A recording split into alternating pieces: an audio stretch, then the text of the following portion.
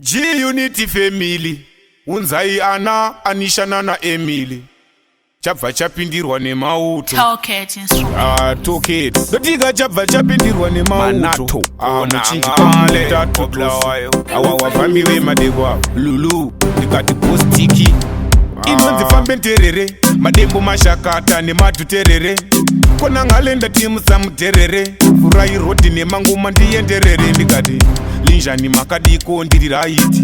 somebody gonna dead tonight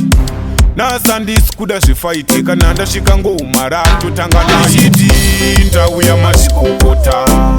memba inokakata ndavaona vachingonyunyuta ndipenjereti mumafreestyle mbovasota Toket ndasvika mazvikokota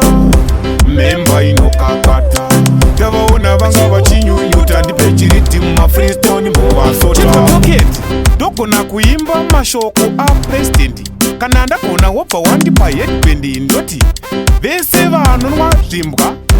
pamwe nana mutoriro tate yena paka ejele 30 years ndichingotonga ipapo danzingoma ndinenge ndichikonga wobva wati asi tombori mutewele nyile tewele vele unganitelele nichaingoma ende ngikona taktiki wobongoma dzandinogona kwamtoko vadoti daikuno tikupeibe pakonari nemapuno Toket ndiri muhombe kwene mbichanasa kandodonza ngoma kusvika wati zvakwana tiri mazvikokota memba inokakata vamwe voti tsvimbo inorikita mugido sabata hanzi pashata nekati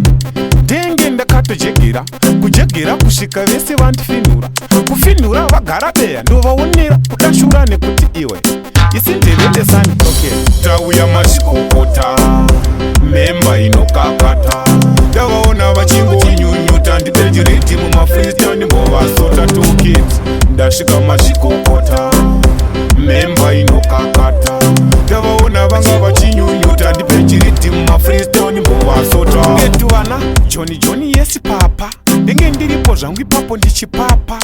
iwe wahafuka ndinongotopa handitye shoti handife ndakagopa nekuti ndinotodifenda bato